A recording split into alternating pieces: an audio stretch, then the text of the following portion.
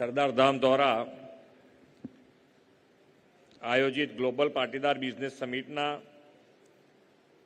ઉદ્ઘાટન સત્રમાં આપણી સૌની સાથે મંચ ઉપર ઉપસ્થિત કેન્દ્રીય મંત્રી શ્રી મનસુખભાઈ માંડવિયા, એનસીયુઆઈના ચેરમેન શ્રી દિલીપભાઈ સંઘાણી, પ્રમુખ સેવક શ્રી ગગજીભાઈ સુતરિયા, જીપીબીએસના ચેરમેન શ્રી નટુભાઈ, મારા સૌ સાથી ધારાસભ્યશ્રીઓ, ગાંધીનગરના મેયરશ્રી, સૌ દાતાશ્રી, ટ્રસ્ટીશ્રીઓ, ઉપસ્થિત સૌ ઉદ્યોગ સાહસિકો, આમંત્રિત મહાનુભાવ, પ્રેસ મીડિયાના મિત્રો, સૌને મારા નમસ્કાર.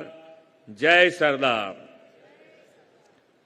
કેમ આમ શાંત થઈ ગયા છો? હજુ તો કેટલા ગગજીભાઈ તો 3-3 કલાકનો કાર્યક્રમ કરવા ટેવાયેલા છે, એટલે તમારે અહીંયા આવવું હોય તો એ પ્રમાણે તૈયાર થઈને આવવું પડે.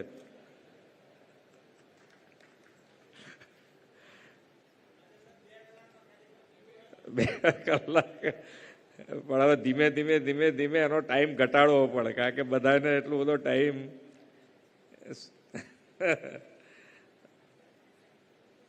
પણ આજે જે પ્રમાણે આવતા અઠવાડિયે માન્ય વડાપ્રધાનશ્રીના હસ્તે મહાકુંભ થવા જઈ રહ્યો છે અને આજે સરદાર ધામ દ્વારા આજે ઉદ્યોગનો મહાકુંભ આજે અહીંયાથી શરૂ થયો.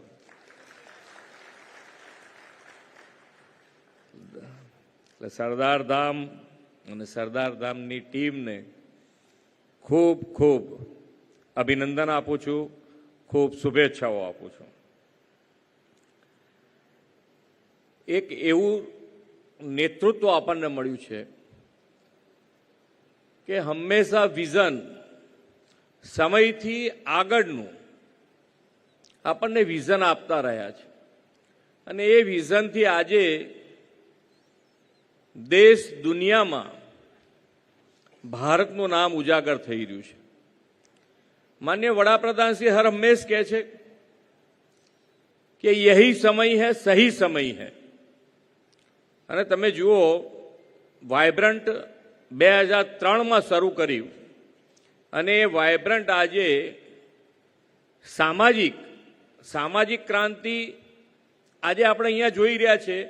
એવી દરેકે દરેક રાજ્યમાં પણ આ વાઇબ્રન્ટ સમિટો થઈ રહી છે અને એમનું વિઝન કહેવાય. 2003માં જ્યારે ગુજરાતમાં એમણે શરૂ કર્યું ત્યારે ભારત દેશ પણ કદાચ હું એવું કહી શકું કે તૈયાર નહીં હોય કે ગ્લોબલ પ્લેટફોર્મ એક રાજ્ય તૈયાર કરી રહ્યું છે અને આજે એનો લાભ ગુજરાતને સૌથી વધારે મળ્યો છે. અને બિઝનેસ કરતા દરેકે દરેક જણને આજે મને સવારે એક આંકડો, અત્યારે આપણે આગળ આંતરરાષ્ટ્રીય કાઇટ ફેસ્ટિવલ, એ પણ માન્ય નરેન્દ્રભાઈનું વિઝન, અને એ શરૂ કર્યું એ વખતે એમણે આંકડો કીધેલો કે આ કાઇટ ફેસ્ટિવલ એ 500 કરોડનો બિઝનેસ આપશે. એ વખતે એમનું વિઝન હતું. આજે મારી પાસે આંકડો છે કે 625 કરોડ રૂપિયાનો બિઝનેસ આ પતંગ આપી રહ્યું છે. એટલે એમને દરેકે દરેક જગ્યાએ વિઝન. રણોત્સવ અત્યારે ચાલુ રહ્યો છે.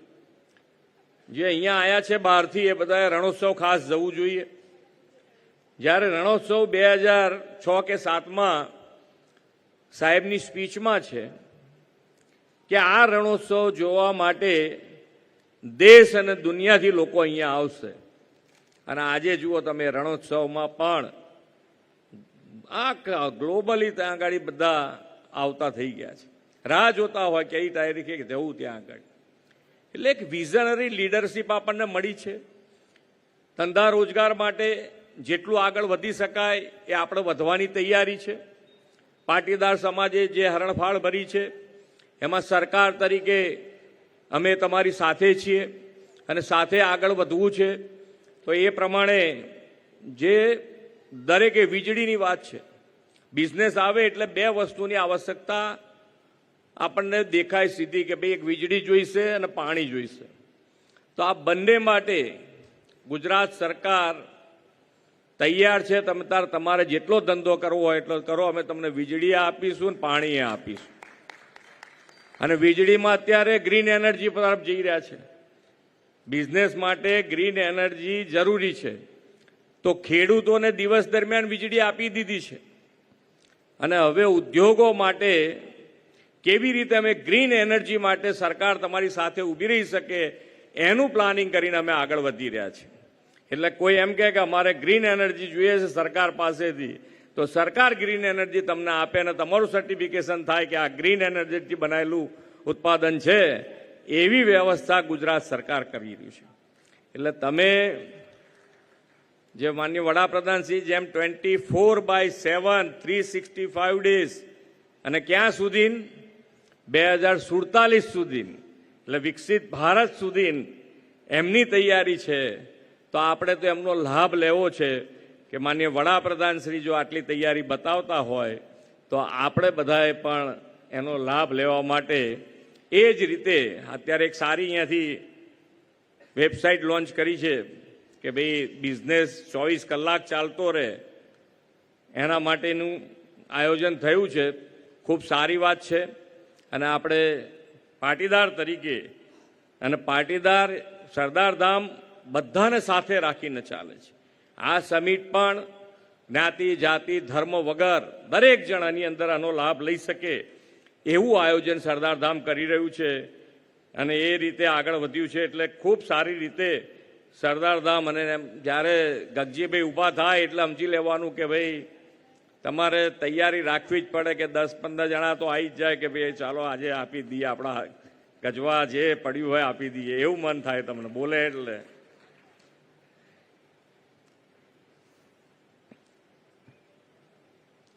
એકતાના બળે પ્રગતિનો વિચાર એ આપણા બધાયમાં છે.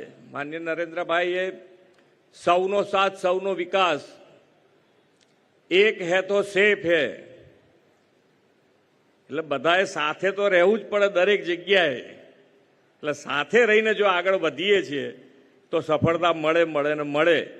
એના વિચાર ઉપર આ સમિટ અને સમિટના જે પ્રમાણે તમને સફળતા મળી છે અને 2026માં અમેરિકામાં સમિટ યોજાવાની જેનું પ્રી લોન્ચિંગ એની પણ સફળતાઓની અત્યારથી હું ખૂબ શુભેચ્છાઓ આપું છું. અને જે માન્ય નરેન્દ્રભાઈએ 2047માં વિકસિત ભારતનો સંકલ્પ અને એ કાળને અમૃતકાળ ગણાવ્યો છે, ત્યારે આ અમૃતકાળમાં વિકસિત ભારત અને વિકસિત ગુજરાતના નિર્માણમાં આ જીપીબીએસ જેવા આયોજનો આર્થિક, સામાજિક અને ઔદ્યોગિક વિકાસની નવી વૈશ્વિક દિશા આપશે આપણને એવા વિશ્વાસ સાથે વિરમું છું. ભારત માતા કી જય. વંદે માતરમ. જય જય ગરવી ગુજરાત.